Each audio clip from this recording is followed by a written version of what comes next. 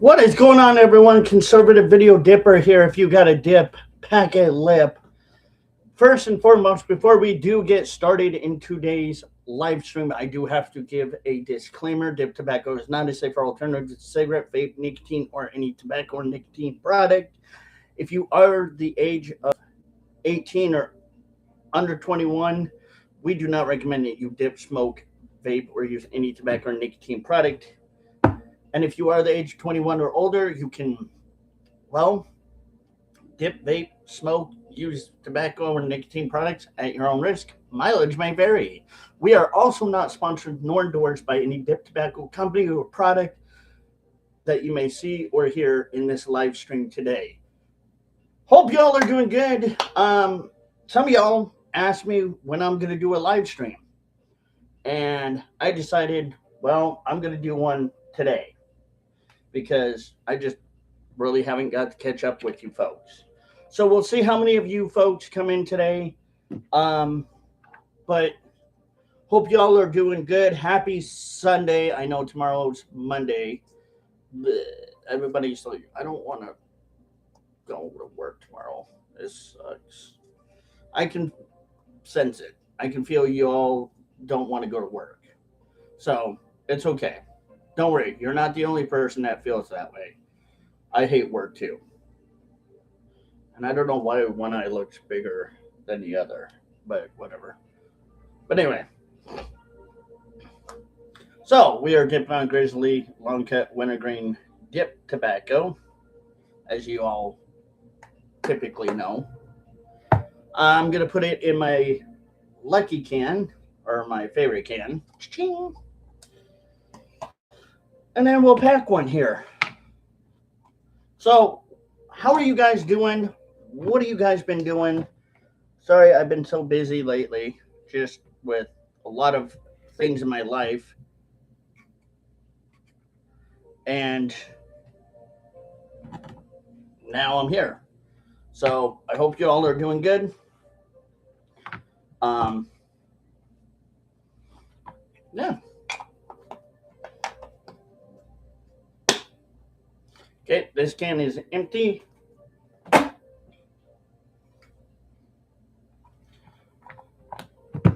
My favorite can, aka my lucky can, is full. So, let's pack a lip.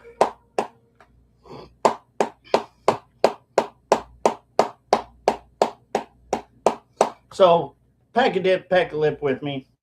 And if you don't got one, well, I'm going to put one in here in a sec for you guys. Look at that. The flying cam.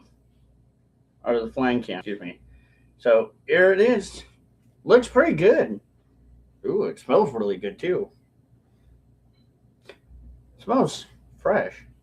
Hold on, let me look on the can. Let me see what date it is. G12L4KB6. Okay, so that's okay. It's a really good can. It's not bad. I'll take that. Here's our pinch for the day. Oh, crap. Here's our pinch for the day. Oh, yeah.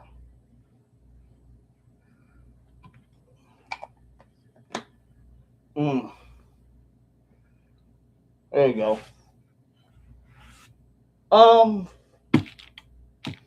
I guess while we're waiting for people, if they do happen to come in,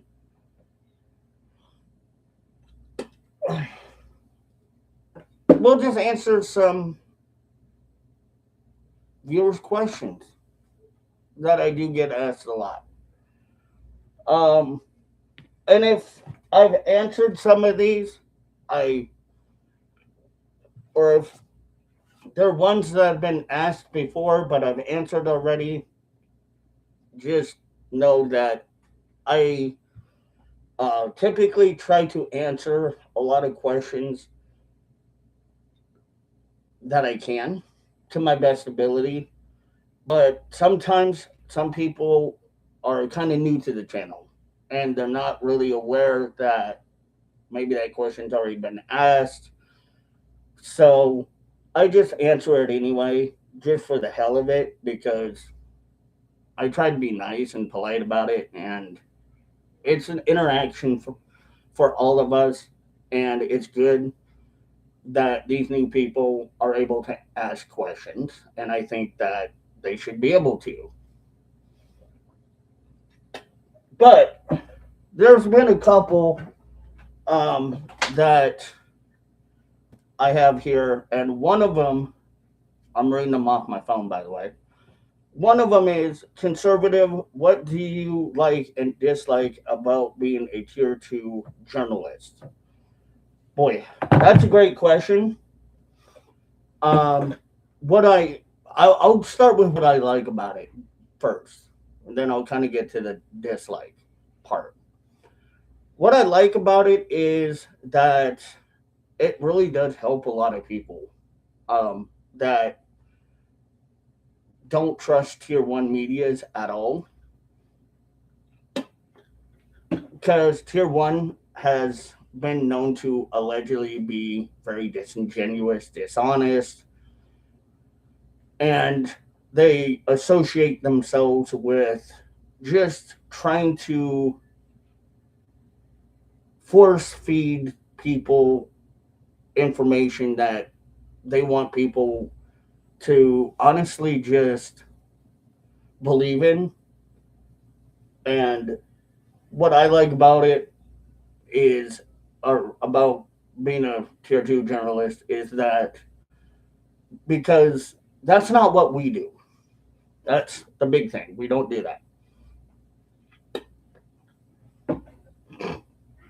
And I like it because it helps people understand better that there are ways out there to find things that are more certified, that have credentials, that are doing their job, because it's tier one won't do it.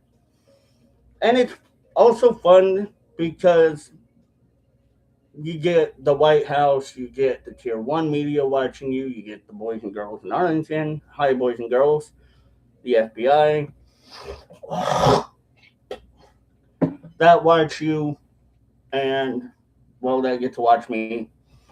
And whether they may or may not like, or not maybe like, but agree with certain things that I say, I always know that they're watching when I'm doing things like that.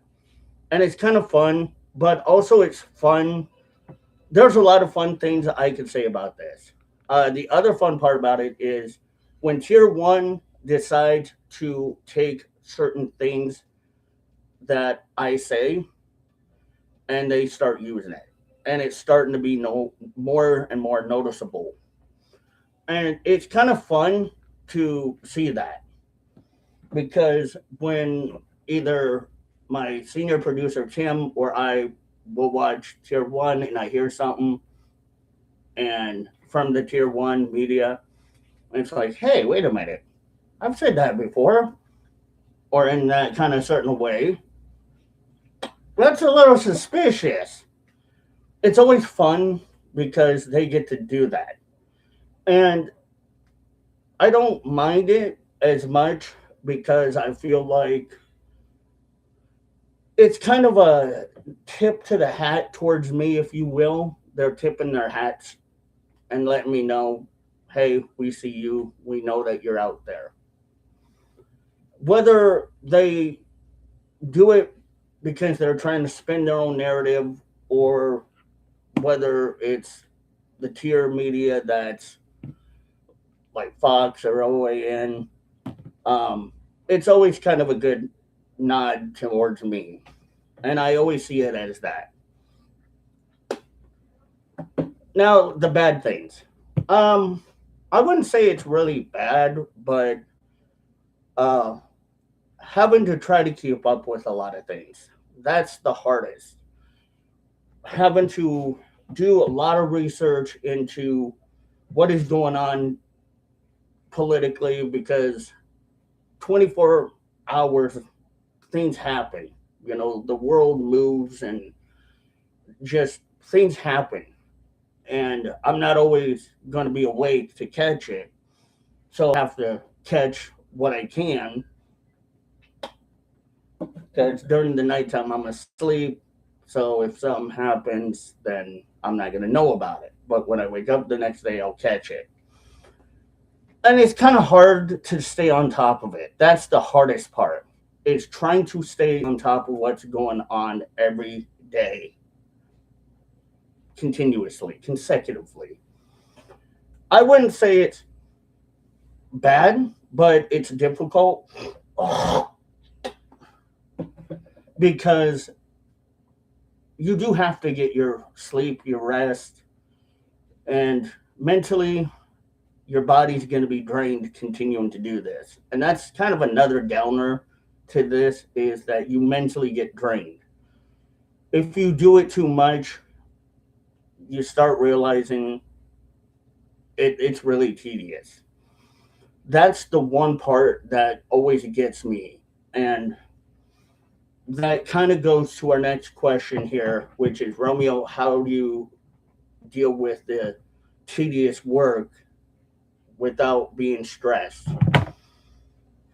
And with that, I do have to say a lot of drinking, or a lot of dipping, excuse me, and drinking too sometimes, but not really much drinking. But all jokes aside, really, I deal with it by taking breaks, trying to just get myself re energized, think about what I need to do. And there are days where I'm like, okay, I don't feel it. I don't feel like going live or saying things because sometimes nothing really interesting is going on. And I just find days where I take breaks, and a lot of breaks do help me.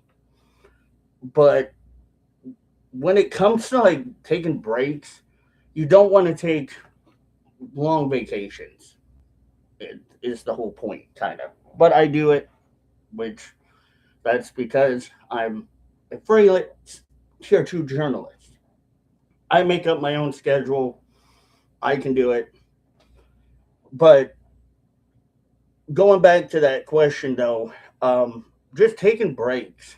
Honestly, stepping outside, enjoying the weather, whether it's sunny, snowing, raining, just step outside.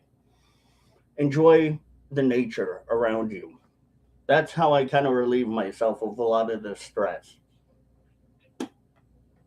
And a lot of it is trying not to be too asphyxiated with certain things, like trying to be perfect, which also goes into my next question is, conservative, how do you um, do this kind of work and not try to be a perfectionist? I always watch your channel and I love your content. Thank you. And I appreciate everything you do. But how do you not become a perfectionist? Because I would more than likely have OCD and want to be a perfectionist. Sincerely, Sheila. Well, thank you, Sheila, for that comment. And how do I not become a perfectionist? Just by doing what I do. I make mistakes. We all make mistakes. And to do what I do, it's called editing. That's the magical thing about YouTube and platforms, is editing. Besides that, just don't cry over spilt milk, small stuff. Things like small potato things, I just look at it as, okay, it's human to make mistakes. It's human to sometimes want to be a perfectionist. You want to get things perfect. You want to get it down right. And you're not always going to. That's the thing, is that you don't want to have high standards. You kind of want to have low standards, and especially with yourself, with oneself. If you try to set a very high standard for yourself, you're going to end up failing. And you're going to realize that you fail miserably. And you're going to beat yourself up continuously, consecutively, because you feel like you effed up. And you put yourself down. And that's not something you should do, ever do in life. I never will do that to myself unless it's something really big that I've done. That's a real F up. But most of the time, I try not to physically and metaphorically sweat the small stuff. My studio is like a freaking sauna right now. My head's swimming since I'm dipping. That's the big thing, is that if you don't beat yourself up, you set low standards, you know that it's okay to make mistakes because, again, you're human, it's a natural thing, it's what's going to happen. You move on, you learn from your mistakes, and you continue to do your best. That is the biggest key point. And that's something that everybody should learn to do. Conservative. This is from Robbie. I watch your channel quite a little bit. I enjoy it, and especially the dip talks. Thanks, Robbie. I got to dip in. So this one's for you, bud. I had a question. I, Me and my wife have a bet going on. Oh Lord. First mistake. Don't ever bet against your wife. That's the first one you should never do. I tell her sometimes you do improvs when doing your journalism. She doesn't think so. She thinks sometimes you do it by either script or by the book. Help settle this bet. Sincerely, Rob. Well, first of all, um, probably should have thought about what you were betting, and hopefully you're not betting a lot of money on this, because I'm gonna disappoint somebody and then make somebody happy, and I don't know if I really want to do that. But Rob, I will be honest. There are times where I do improv, and there are times where I go by script too. So I guess in that context, you're right, kinda, and she's kind of right. But majority of the time, when it comes to talking about stuff regarding politics, um, and you don't see like a piece of paper in front of me, I'm just mostly improvising or going off script. I'm not using scripts. I'm not reading a piece of paper unless I'm showing you guys on video a article. Then I'm just reading the article, which I guess you can kind of say could be an alleged script or not. But most of the time, when I'm just sitting here in front of you guys and I'm talking about Trump and politics in general, I don't use scripts. I'm pretty much, I just go with what I feel, what I think. I give my 2 cents, if that makes any sense. No pun intended, all pun intended. And it's kind of what I do. I've been used to doing it. It's not hard to do, but it can be easy in due time.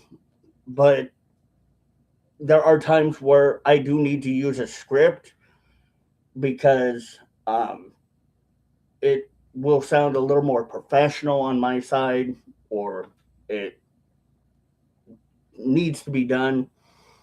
And when you see me kind of sitting on the side over here and my chair's kind of facing this way, this way, or excuse me, facing the other way, this way towards you guys. And like when I had my hair pulled back or gelled back, and I was doing the um, script reading, that was me reading off of a script, which is fun sometimes. So yeah, so I guess you're both kind of right. So take that as you will. Whoever won the bet, congratulations. Or if you guys have to split the pot, there you go. Split the pot. Conservative, I had a question. This is from Cyclops 33. Okay. I'm trying to make sure I got the name right. Conservative, I saw you doing the special news report. I'm a man in my 50s. Cool. I'm 35. Let me know how it feels to be 50 because I'm not looking forward to it. I noticed you doing the news report, and it reminded me of somebody, but I just can't put the name on it. Can you help me? Because I would like to know um, the way that you spoke and the way you addressed the camera was a news anchor from a long time ago that I have heard about, but I can't remember to place the thumb. And what inspired you to do that? Okay. If you're talking about the one, again, we're going back to, I guess, obviously where I had my hair, when I had my hair, but my hair gelled back. I looked very nice, clean cut. You're talking about when I was doing the my take of Edward Murrow, who used to be a ABC news anchor from a long time ago. For McCarthy, he did a lot of coverage on McCarthy, World War II. That's the guy that I got inspired to do it from. Now, Edward Murrow was sure part of ABC, but how he did it was back like when ABC was not really liberal like it is now, severely liberal, but he did it where he did it with sincerity, honesty, integrity, and he did everything that he did with reading the script like how I did. And I take it from him.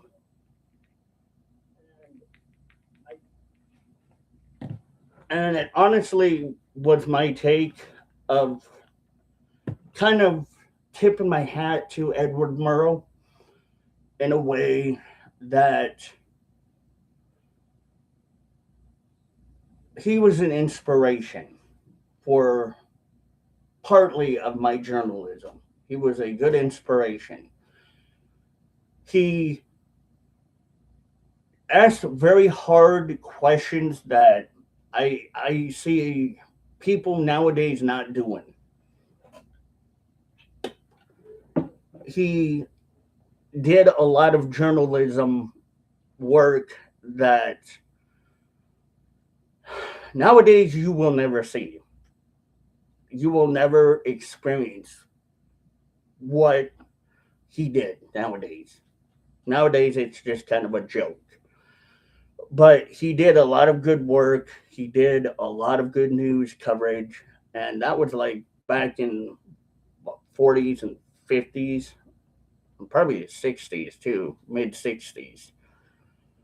And when I did that, I I watched um, a movie that was Good Night and Good Luck by George Clooney, who was portraying Merle, by the way.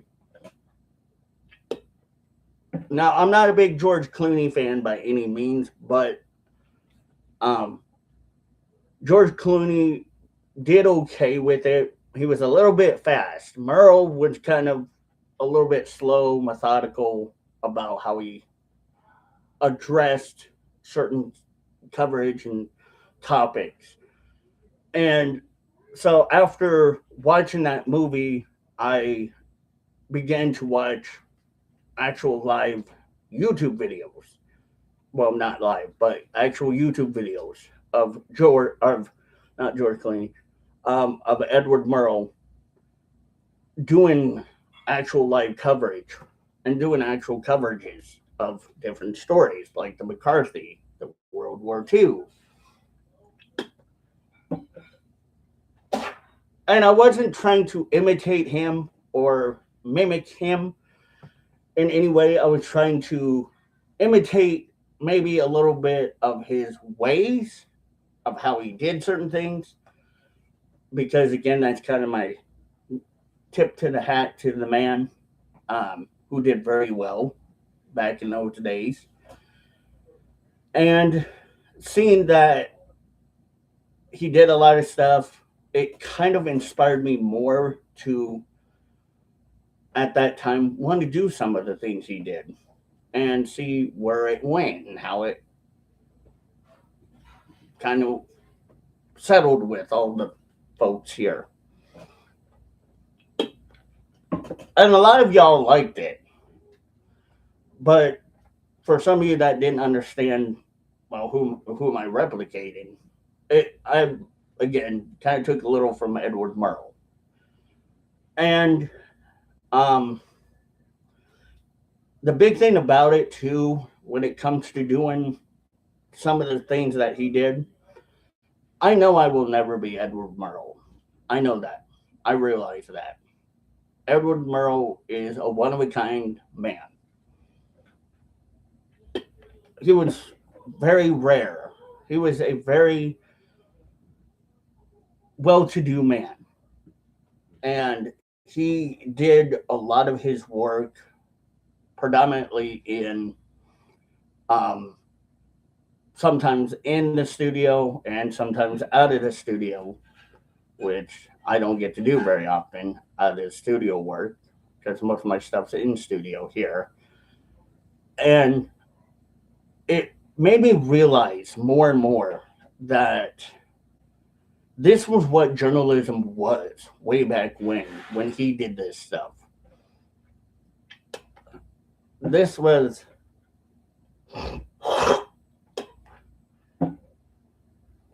something that a lot of people probably nowadays would never know who he was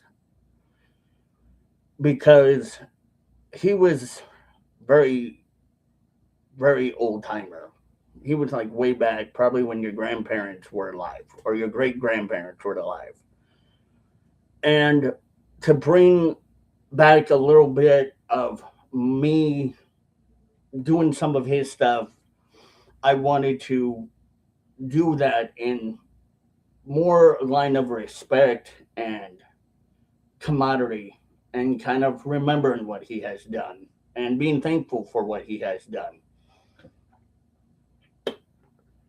And for him to be able to ask questions again that nowadays you don't ever hear the media ask was back then very ballsy. It was very gutsy because they didn't want to lose their ratings. They didn't want to lose their place. They definitely didn't want to have issues. And when Murrow went against McCarthy, that was the big thing that everyone was like, is that a good idea? They're holding their breath, kind of worried because Murrow had a lot of guts to do it. But he did it with grace. And that's where I give him a lot of credit. He wasn't mean. He wasn't facetious. He wasn't lying about McCarthy. He was just trying to ask McCarthy certain questions that at that time people wanted to know. Why are you allegedly assuming that everyone's a communist that does not agree with you?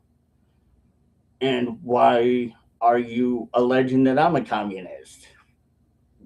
Because I'm just a news reporter. I'm doing my job. And there was a little bit of back and forth between Murrow and McCarthy, and you guys can go watch on YouTube about it. It was pretty good stuff.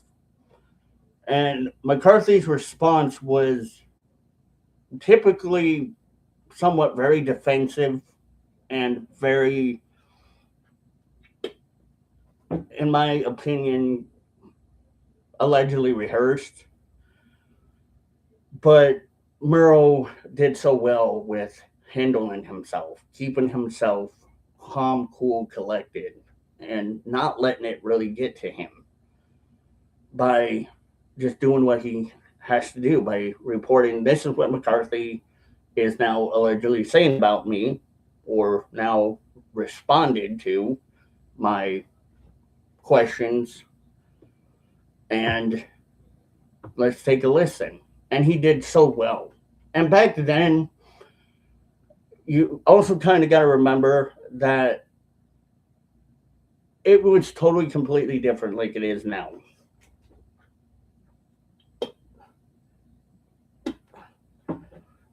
The cameras were different, the way that things were handled were different, the way that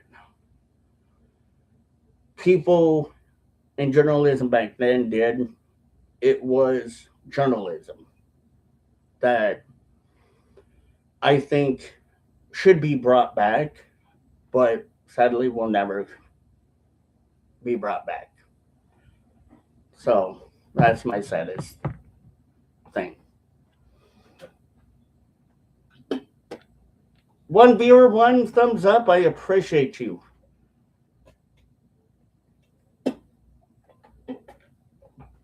Excuse me. I have a hiccup. But all in all, I think Murrow was ahead of his time. He was a man way ahead of his time. He was a smart man, very smart, very, very intelligent. Sure, he may have been maybe a little bit allegedly liberal, but that didn't matter. What mattered was how well he was with doing his work. And he was well known by his work. His work, I think, nowadays definitely can be pointed back to him because of a lot of, you look at like journalism as its entirety. So journalism means you're a journalist. You're doing research. You're reporting the news truthfully, hopefully.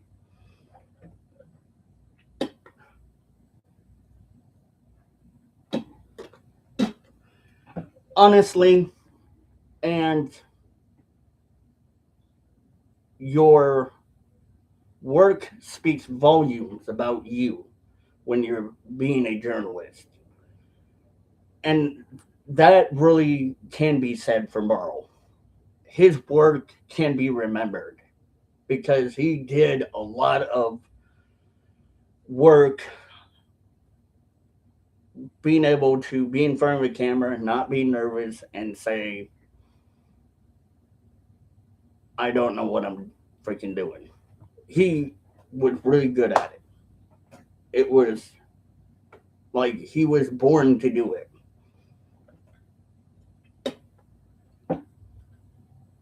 He was meant to do it. And he now definitely, I think a lot of journalists can give him credit for it, for paving the way for a lot of us because of how he did things and what he did and how he dealt with asking hard questions and people rebuttaling back saying, I disagree with you.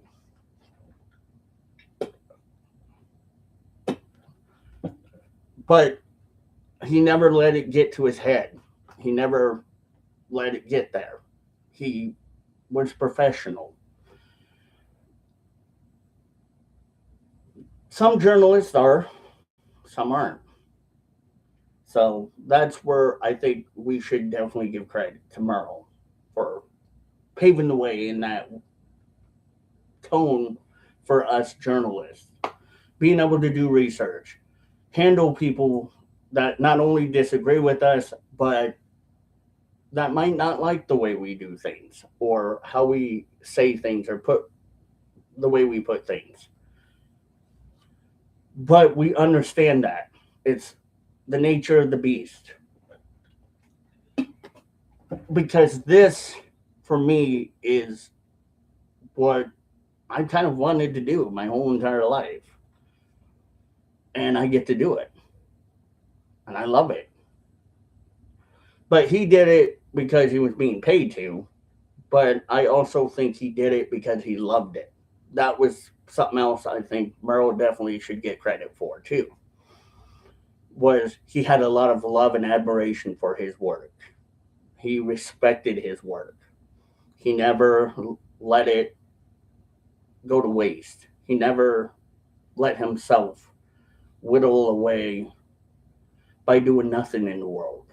He stood for something, true journalism.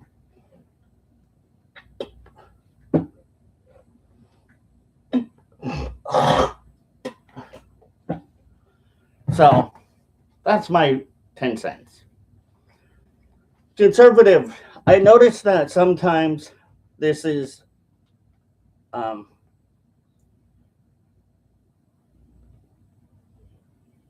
probably something you've said before, but I wanted to ask you it. When it comes to you doing your work, what video are you most proud of when you produce or make a video, any video? And what is the one that makes you the least proud or not your greatest video?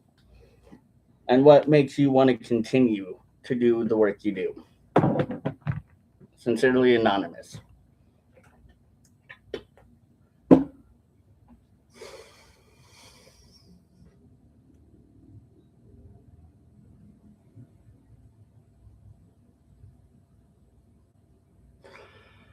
I'm trying to think. I'm proud of a lot of my stuff that I do. I really am. I don't think there's one that I'm really not proud of.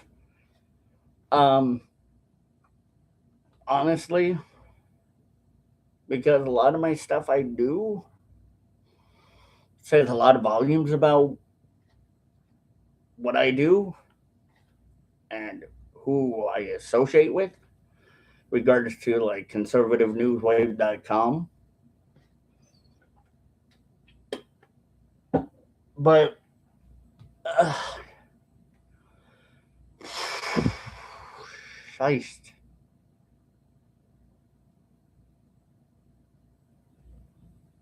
That's a real hard one because you want to be proud of everything you do. I mean, in actuality,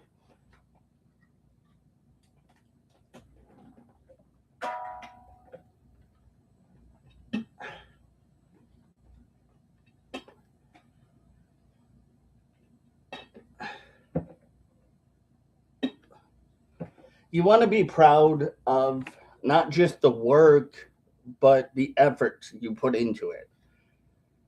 And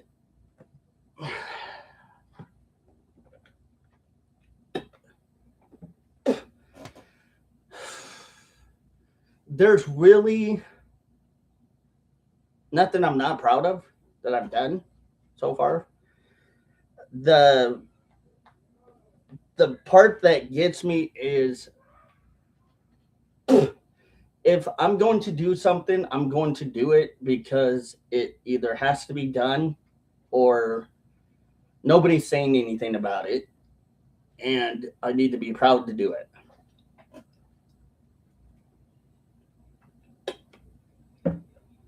And that makes it hard because if you want me to just put one in general of what is my favorite thing that I've done so far that I'm really kind of proud of myself with, I would say probably Trump 2.0 was one of my proudest moments. That was a big one. Doing that video, doing a lot of my editing videos, that was one of my proudest moments that I could say I'm really proud of. The least proudest one I have, I really don't. Because I'm really proud of what I do, and I take, again, I try to take complete 100% pride in not just what I do, but what my senior editor helps me do, and the fact that my senior editor does a big portion of help. And when me and him, put our heads together and collaborate to think of, okay, what does maybe this video need? It's great work. And there's nothing really, honestly, that I have done so far in my time of journalism that I'm not proud of or that I am least favorite of.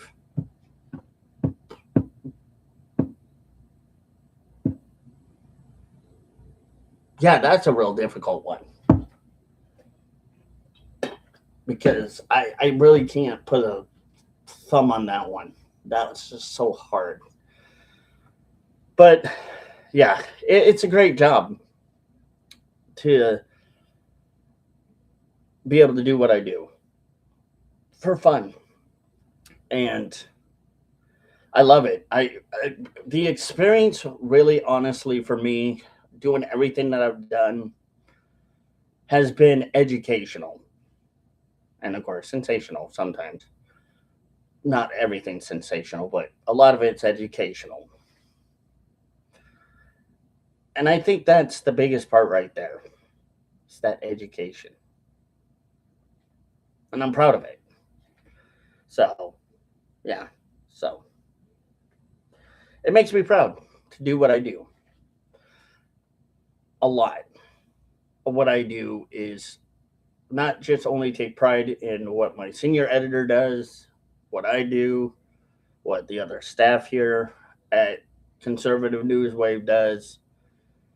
We all are proud of each other. We all pat each other on the back, stroke each other's ego when it's needed. Because that's part of it. That's the camaraderie of this whole thing. Is that you got to sometimes stroke each other's ego. And there are times sometimes where one of us does a PR stunt and it doesn't go very well, or we have to be reminded, hey, maybe that was not a PR stunt that you should do or pull, so we don't do it. But most of the time, we are really proud of everything we do here. And we love it. So, all right, guys. Well, that is it. I love you guys. Thank you for asking questions. Continue to roll in the questions. Don't forget to like, share, comment, subscribe. Check out my Rumble, my Twitter account, and I will see you guys next time. Bye, guys.